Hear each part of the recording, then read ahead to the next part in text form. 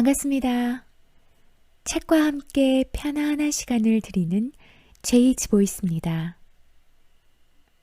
오늘 읽어드릴 책은 당신의 마음은 어떤 색깔인가요? 사랑과 상처를 동시에 끌어안고 살아가는 6가지 이야기. 멜랑콜리를 테마로 한 젊은 작가들의 단편 소설집 보라색 사과의 마음입니다. 이 중 오늘 들려드릴 이야기는 최민호 작가님의 보라색 사과의 마음입니다. 주인공 은영은 동생이 죽은 후 원인을 알 수 없는 눈병을 앓기 시작합니다. 동생을 죽인 남자는 그가 여자친구에게 데이트 폭력을 저질렀고 여자친구에게 차를 몰고 돌진했다고는 생각하지 못할 만큼 호감 가는 인상을 가진 남자입니다. 부모님에게도 자기 자신에게도 진짜 감정을 숨긴 채 새 책의 번역 일을 맡게 됩니다. 어느 순간 자신의 진짜 아픔을 새 책의 저자인 프랑스 작가에게 내보이며 비슷한 아픔을 경험한 작가의 이야기 속에서 자신의 우울과 슬픔을 이해받기 시작합니다. 우울은 누구에게나 찾아옵니다. 모두가 같을 수는 없겠지만 어찌 보면 누구에게나 있을 수 있는 이야기. 보라색 사과의 마음, 지금 시작합니다. 은영의 눈에 빛나는 것들이 보이기 시작했다. 처음은 수영장에서였다. 자명 연습을 하려고 물속으로 들어갔는데 풀장 바닥에서 뭔가 조그마한 것이 인화의 비늘처럼 빛나고 있었다. 은영은 코로 공기방울을 흘리면서 빛이 보이는 쪽으로 갔다. 바닥에는 아무것도 없었다. 빛도 사라졌다. 아마 조명이 얼비쳤거나 뭐라더라 투과되고 굴절된 모양이었다. 며칠 뒤 은영은 친구를 기다리며 카페에 앉아 있었다. 옆 테이블에서 무언가가 아릿하게 빛나며 은영의 시선을 끌었다. 창밖 하늘은 구름이 기어 흐렸고 맞은편 자리에서 와이셔츠 소매를 거둔 깡마른 남자가 불만스러운 표정으로 휴대폰을 노려보고 있었다. 은영은 눈을 비비고 테이블을 보았다. 목재 테이블은 물기 하나 없이 깨끗했다. 이런 일이 몇 번 더 반복되었다. 작고 동그란 동전만한 것이 은영의 주변에서 반딧불처럼 빛을 발하다가 사라지는 일이 잦아졌다. 그러다가 작업 중에 노트북 액정 구석에서 불량화소처럼 하얗게 빛나는 동그라미를 발견하자 진짜로 걱정이 되었다. 안과 의사는 젊고 수다스러웠다. 그는 떠다니는 조그만 빛 같은 게 보인다고 해서 백내장이라 볼 수는 없다고 설명했다. 환자분이 인터넷에서 알아보시고 온 증상이 전부이니 안심하라고도 했다. 하지만 뭔가 문제인지 집어내지 못했다. 눈을 많이 쓰는 직업에 종사하시나요? 번역을 해요. 은영이 말했다. 많이 쓰시겠네요. 최근에 심한 스트레스를 받은 적이 있나요? 두통은요? 은영은 잠시 생각하다 둘 다 없다고 했다. 두통이 생긴 적은 없었다. 실은 그것도 인터넷에서 알아봤다. 두통과 시력 저하는 뇌종양의 전조 증상이다. 스트레스는 3주 전 일요일에 은주의 일주기를 맞아 부모님과 추모공원에 다녀왔다. 어머니와 아버지는 슬픔을 내색하지 않으려고 애썼다. 애쓰는 모습이 눈에 다 보였다. 은영은 애써 노력하지 않아도 덤덤할 수 있다고 내색하지 않을 수 있었다. 그렇다면 그걸 스트레스라고 할 수는 없지 않을까? 의사는 눈에 나타나는 증상이 반드시 눈 때문은 아닐 수도 있다고 말하면서 현재 특별한 소견이 없지만 필요하다면 인공 눈물을 처방해 주겠다고 했다. 그게 무슨 말인가요? 은영이 물었다. 뭐가요? 눈에 나타난 증상이 반드시 눈 때문은 아니라는 말이요. 우리 몸은 복잡하게 연결되어 있으니까요. 발목이 시큰거리는 게 알고 보면 허리를 다쳤을 수도 있습니다. 머리에 종양이 있으면 시력에 문제가 생기기도 하죠. 인터넷에서 알아보셨겠지만. 의사가 의료인 특유의 무신경한 말투로 쾌활하게 대답했다. 은영은 약국에서 처방전을 내고 인공 눈물을 받은 뒤 그 자리에서 눈에 몇 방울 떨어뜨렸다. 눈앞이 씻기듯 맑아진 듯 했다. 눈을 깜빡이자 저만액이 눈물처럼 흘러내렸다. 은영은 자기가 언제 마지막으로 울었는지 도무지 생각이 나지 않았다. 동생 은주를 차로 친 남자는 반년 전 집행유예를 받았다. 금고 6개월에 집행유예 1년. 은영의 가족이 합의를 받아들였다면 더 가벼운 형을 선고받을 수도 있었다. 그래도 1년만 죽은 듯 살면, 아니 살던 대로 살면 남자는 자유의 몸이 된다. 전과는 남겠지만 잘 둘러댈 수 있을 것이다. 불행한 사고였다고, 살다 보면 겪을 수 있는 일이라고. 은영은 법정에서 남자가 최후 진술을 하는 모습을 보았다. 큰 키에 잘생긴 남자였다. 구부정하게 늘어뜨린 어깨에서 피어오르기 시작한 불꽃 모양의 문신이 목 뒤까지 번져 있었다. 그는 이곳이 아닌 어딘가를 보듯 속기사가 앉아있는 쪽을 멍하니 응시하고 있다가 자리에서 일어나 선처를 호소했다. 서글서글한 얼굴을 후회와 가책으로 일그러뜨린 채 낮고 부드러운 목소리로 사회로 복귀할 수 있도록 해준다면 일평생 참회하고 반성하는 삶을 살겠노라고 했다. 다른 곳에서 아무것도 모른 채 만났다면 은영도 사람들도 모두 남자를 마음에 들어할 것이다. 호감 가는 인상을 가진 사람이라고 생각할 것이다. 사람들은 그 남자가 이별을 통과한 여자친구의 턱을 주먹으로 때린 뒤 머리채를 붙들고 이리저리 휘두르다 길바닥에 패대기 친 다음 이번에야말로 진짜로 죽여버리겠다면서 포르쉐를 몰고 여자에게 돌진한 사람이라고는 생각하지 못할 것이다. 마지막 순간 제풀에 겁을 먹어 운전대를 꺾었다고도 생각하지 못할 것이다. 그때 골목에서 느닷없이 사람이 튀어나왔을 거라고는 더더욱 생각하지 못할 것이다. 거기까지 알고 나면 남자에 대한 인상은 바뀔지언정 다들 대충 납득은 할 것이다. 불행한 사고였다고, 살다 보면 겪을 수 있는 일이라고.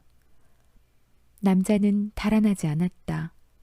그날 밤 남자가 유일하게 한 올바른 행동이었다. 이는 양형에 크게 참작되었다. 남자는 차에서 내려 119에 전화를 걸었다. 구급대원들이 왔을 때 은주는 의식이 없었고 응급실에 도착하기 전에 죽었다. 벽과 차 사이에 끼어서 내장과 뼈가 모두 망가진 상태였다. 망가졌다. 보다 더 적나라하고 정확한 표현들이 있었지만 은영은 동생의 모습을 그런 말들로 기억하고 싶지는 않았다. 망가졌다. 만으로도 충분했다. 말할 수 없는 부분들은 모두 은영의 눈에 새겨졌으니까.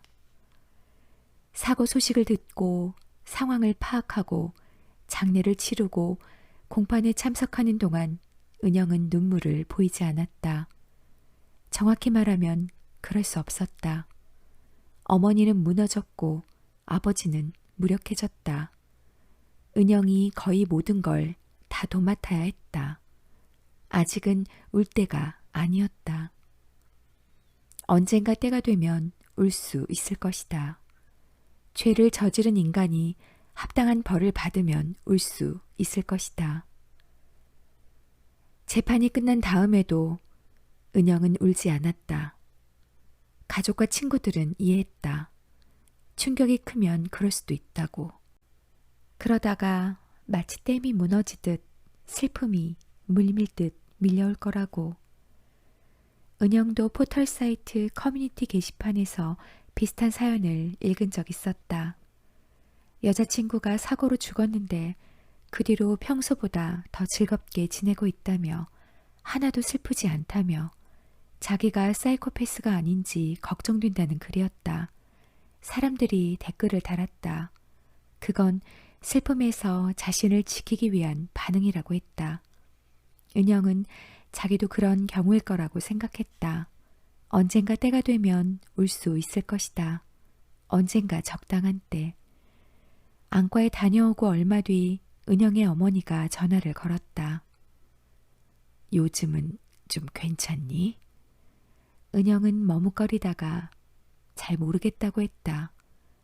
머뭇거린 건 질문의 진위가 뭔지 얼른 생각나지 않아서였고, 모르겠다고 대답한 건 입에서 괜찮아요 라는 대답이 나올 뻔해서였다. 그러니까 정확히 말해 진심으로 괜찮다고 대답할 뻔했기 때문이었다. 은영은 그 일들을 완전히 잊어버리고 있었다. 사고도, 장례식도, 재판도 모두 신기루처럼 희뿌연 풍경으로 남아있을 뿐이었다.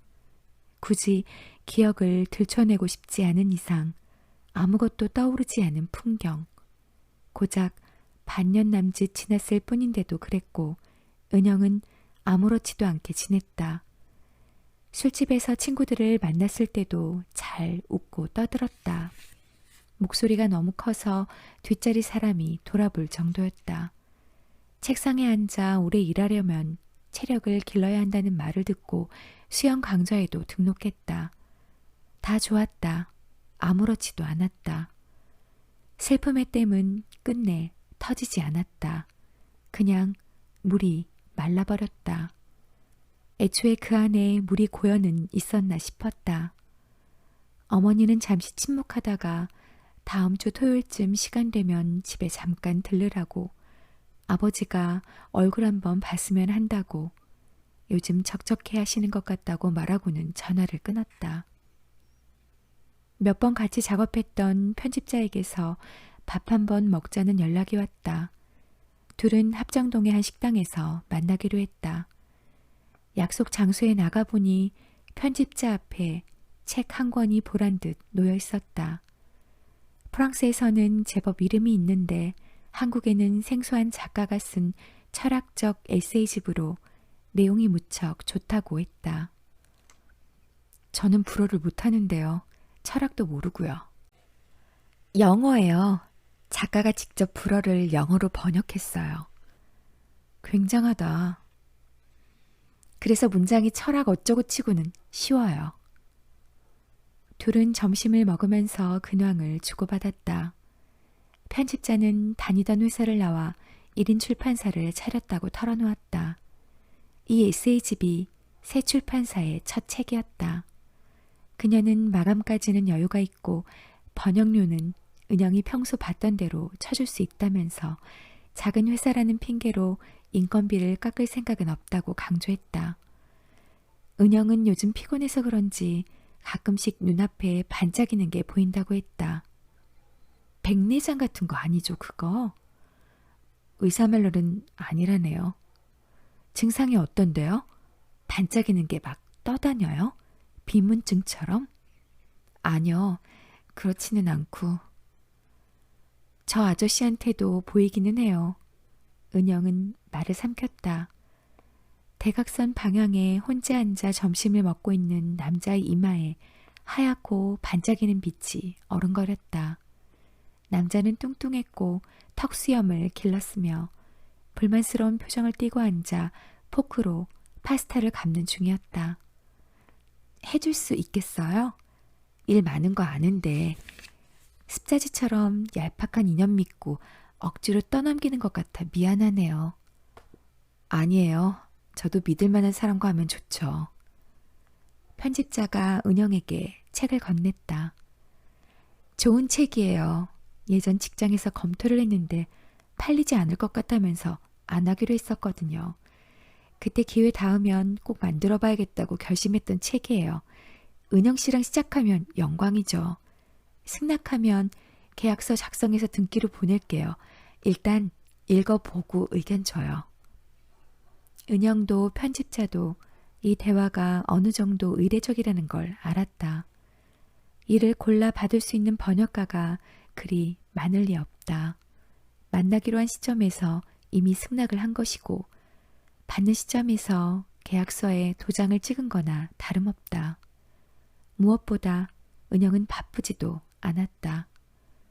사고 소식을 듣고 상황을 파악하고 장례를 치르고 공판에 참석하는 동안 이미 계약했던 일까지 죄다 취소해야 했으니까.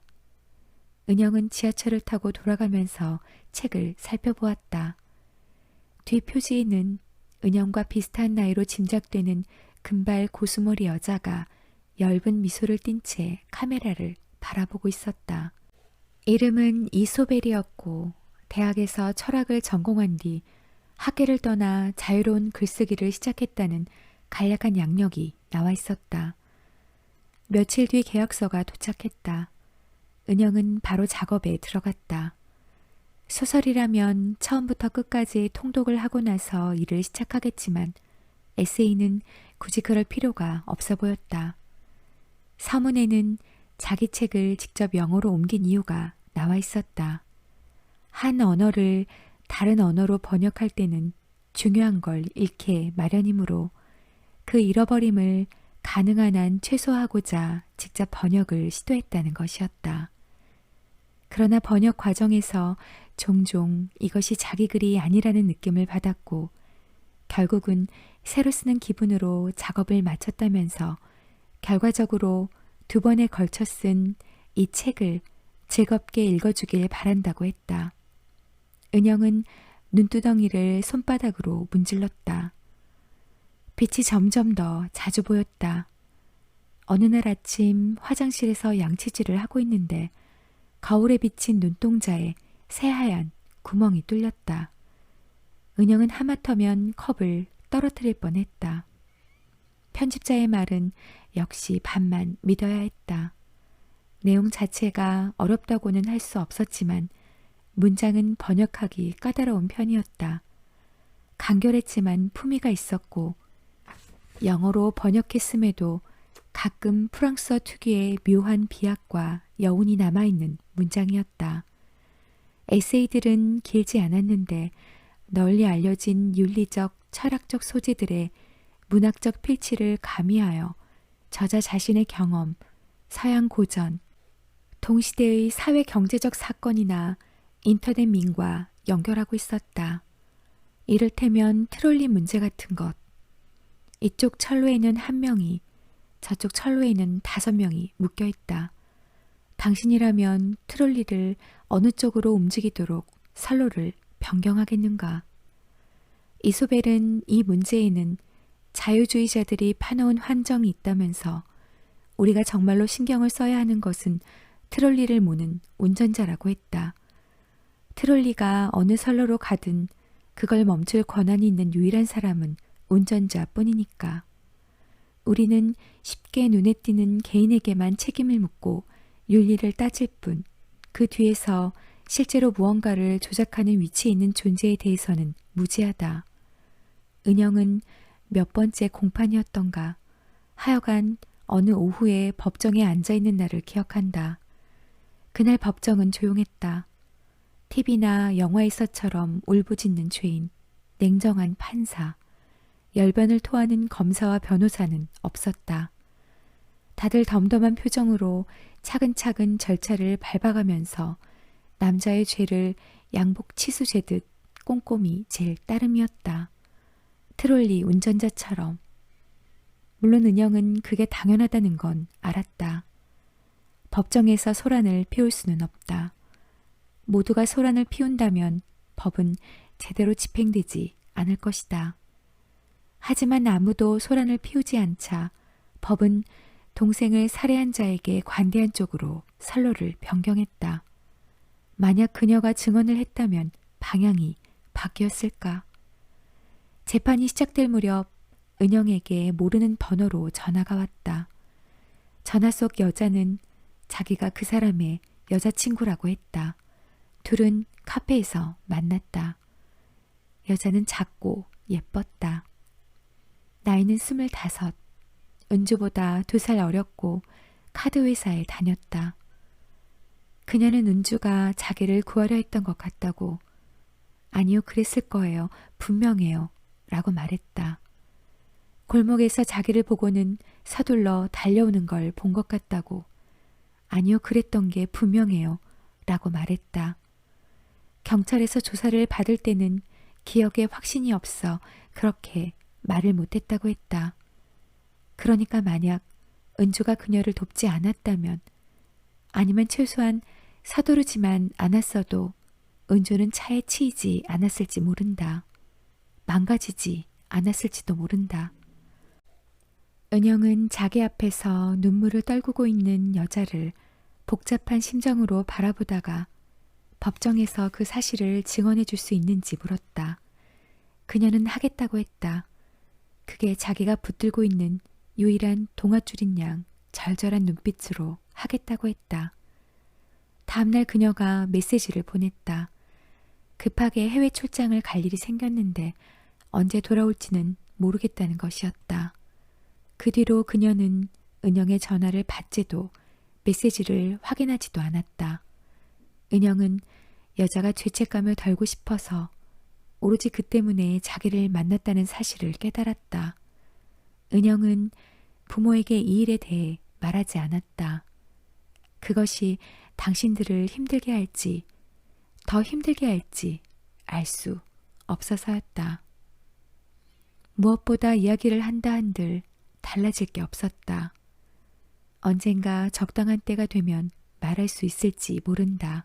언젠가 적당한 때. 한동안 은영은 그날 도대체 은주가 그런 곳에서 뭘 하고 있었는지 곰곰이 생각하곤 했다. 그 전에 무엇을 했는지는 알았다. 친구들과 세미나를 마치고 간단히 뒤풀이를 했다. 뒤풀이를 마치고는 뿔뿔이 헤어졌다. 집으로 가는 버스를 타려면 은주가 굳이 그 골목을 지나갈 이유는 없었다. 그 길로 가면 정류장까지 더 돌아서 가야 했다. 그 골목을 지나가지만 않았다면 아무 일도 일어나지 않았을 것이다. 적어도 은주에게는 그랬을 것이다.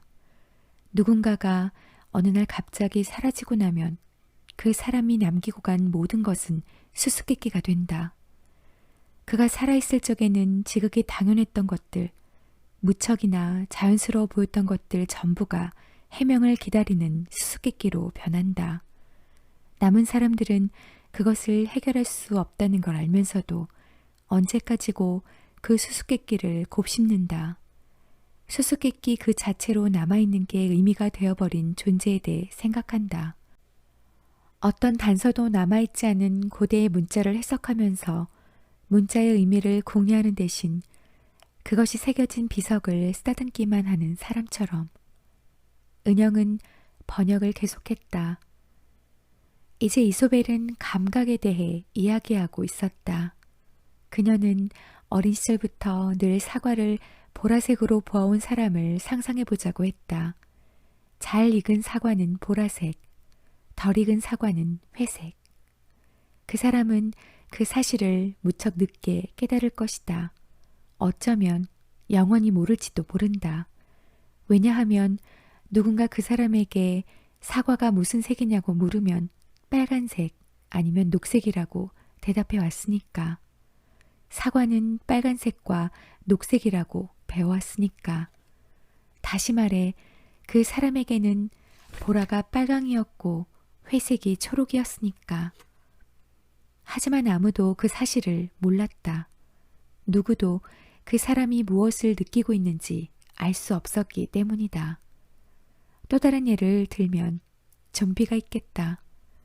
누군가 실은 좀비인데 사람처럼 그럴듯하게 행동한다면 우리는 그가 사람인지 좀비인지 알 수 없다. 또한 우리는 박쥐도 될 수 없다. 따라서 우리는 박쥐의 경험을 상상할 수 없다. 박쥐가 가질 만한 느낌을 아무리 상상해 본들 우리와 박쥐가 완전히 다른 존재이기 때문이다. 우리는 자기 자신이라는 집에 연금된 죄수인데 이 집에는 창이 없다. 나는 당신이 무엇을 느끼는지, 당신은 내가 무엇을 느끼는지 모른다. 오로지 언어라는 가느다란 실을 통해서만 우리는 연결되어 있는데 언어란 근본적으로 불완전하다. 그러니 묻겠다. 당신에게 세상은 어떻게 보이는가? 당신은 어떻게 우울한가? 어떻게 즐거운가? 어떻게 슬픈가? 혹은 어떻게 슬프지 않은가?